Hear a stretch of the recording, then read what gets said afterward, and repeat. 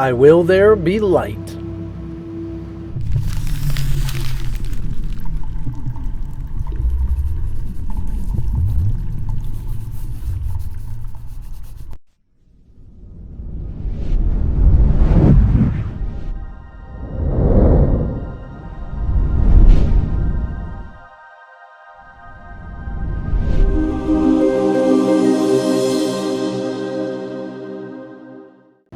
So this one, while it seems very obvious on the surface, is actually somewhat kind of tricky, and it's actually tackling a little bit of more in-depth subject than you might actually recognize.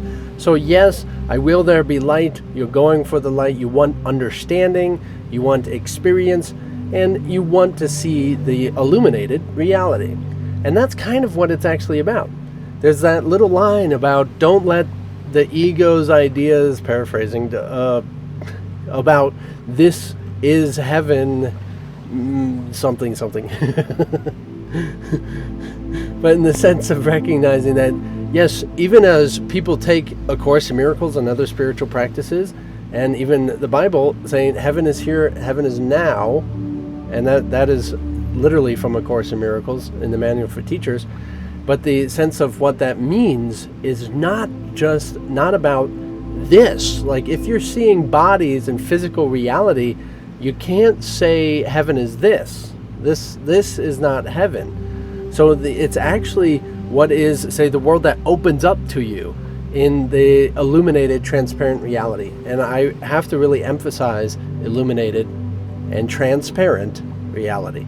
So that is referring to this same somewhat construct, but it is the spiritual universe version of what you see here. So it gets a little tricky, because what you are saying is I will there be light is not in reference to darkness. Even though it's suggesting that you don't want darkness, it's more about the fact that you don't know yourself. And that's what it's referring to the darkness as. But the light that it's willing, that you are willing and bringing into motion, is actually to see the illuminated or lit up world, the world of light. So the universe in which, the spiritual universe of light. So it's pretty fascinating as you see it starting to come into fruition and really grasping what this is about. A lot of people just recognize that, one lesson in, say, the earlier parts, I believe it was 7 or 11 or something, about the light. There's a white light that you see around objects, and people just obsess about that a lot, but then it never talks about it ever again. And yet it's just simply not directly talking about it. It is talking about it using this Christian terminology and this offset kind of branding about what it is referring to. Like this is trying to, and knows how to, get through and past your little ego.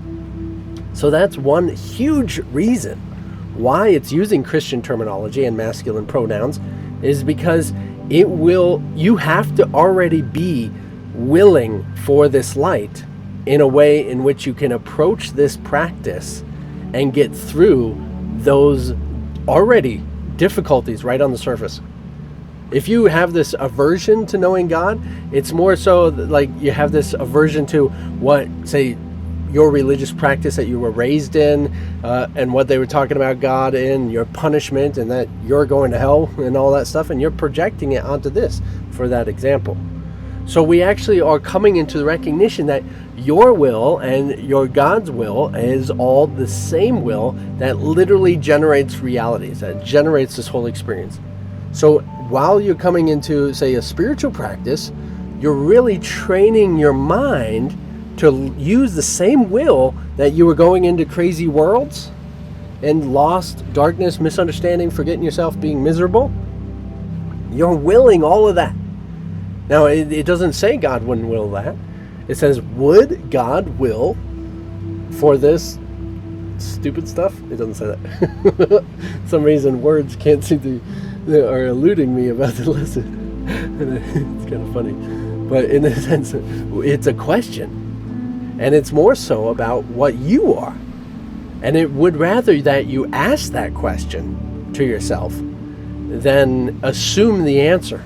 And it's likely that you already have assumed the answer, and think of it in a fashion, well, no, of course not. God wouldn't will disaster, just like God did not create this meaningless world and all of that, misunderstanding it usually when they're interpreting the lessons. It's pretty interesting as we see it in this fashion, because it's more so, it's like, yes, you are an experience, and you are going through this, what you call an experience around you. But this is all what you are as the experience. So you're one option of trillions upon infinite trillions. Okay? And God is experiencing you. So what that is actually what God is yes, it's developed literally every single experience. Every possible option of experience, every variation of those options of experiences, and every dimension and density and a variation of all experiences possible. And you're one of them. You're going through and you pick through into different dimensions and variations of all of them. You're experiencing all the possible variations. So a lot of people get confused by this and get mixed up. And as you're reading this, a lot of guilt is projected onto such a lesson like this. That we're like, oh, yeah, I'm doing something bad. I'm doing something wrong. I'm in a world that's meaningless. I'm in a world that's bad. I'm in a world that's negative. And it doesn't say it in that fashion. It doesn't say that it's bad and negative. You do. You're the one projecting onto it, saying that. Meaningless does not mean bad. It doesn't mean good. It's purely meaningless. Hopping back to lesson 1, right? That you have to understand here that it is whatever you want it to be. It is literally whatever you want it to be. It is literally whatever you want it to be. Now, what do you will it be light?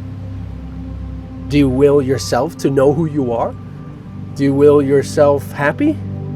What do you will yourself?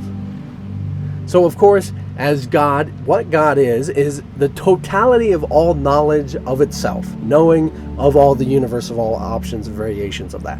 Okay?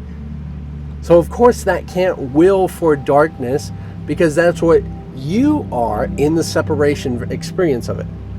You have to be separate in order to experience any sort of level of darkness.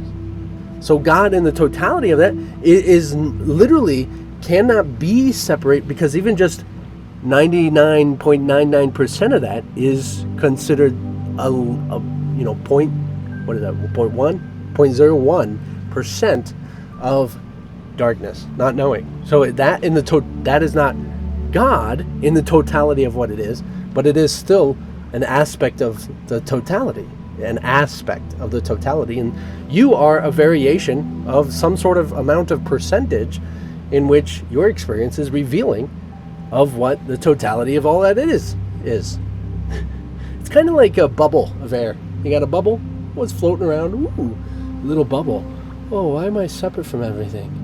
Oh man, this is a scary world. Oh, I just realized I can pop from anything.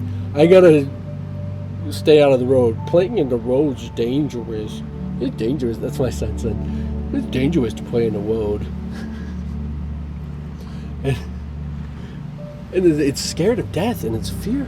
It's separate from everything. It's separate. And then, oh, I am all air that exists.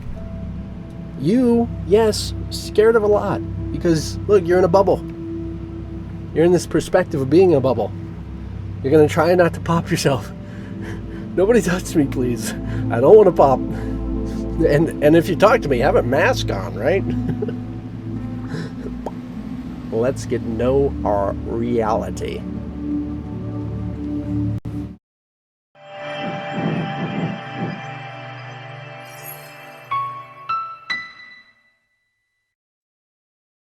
It is really interesting how you might realize and recognize that I speak about this stuff a lot differently than even what it seems to be saying right off the bat, and what this seems to be interpreted by a lot of teachers, because we don't realize and recognize that if you have any sort of variation of idea that something this book is saying that you did something wrong, or are in a place that is wrong, you're reading it wrong. It's like you can only see wrong by reading it wrong. And it even mentions that. Guess what? It mirrors what is within. Everything is mirroring what is within. It peoples your world. It makes figures that you communicate with that tell you exactly what you want to hear, because it's a reflection of what is going on in here. You see good and bad because you have good and bad ideas. You have good and bad experiences. So you're seeing them out here. You see, oh, there's angels and demons, and you want. It's not about going towards the light. It's about recognizing all is light. We so often get misunderstood, like going towards the light and avoiding darkness. But guess what? It's like when you want to go towards the light, what are you saying about yourself? You're saying you're in darkness. And this is not saying you're in darkness. This is saying you are the presence that can will the light of what understanding is referring to. This is saying you are light. You have to recognize light. It's not saying you are darkness. If you think you have to go towards light, you're saying you're darkness. So you're misunderstanding. You see what I'm saying? You have to actually recognize that you are light. So of course, yes, you can go towards recognition, or you can go away from recognition, and that would be more appropriate in understanding it. But in the sense of where are you going? You're still there. It's the same place. So we understand.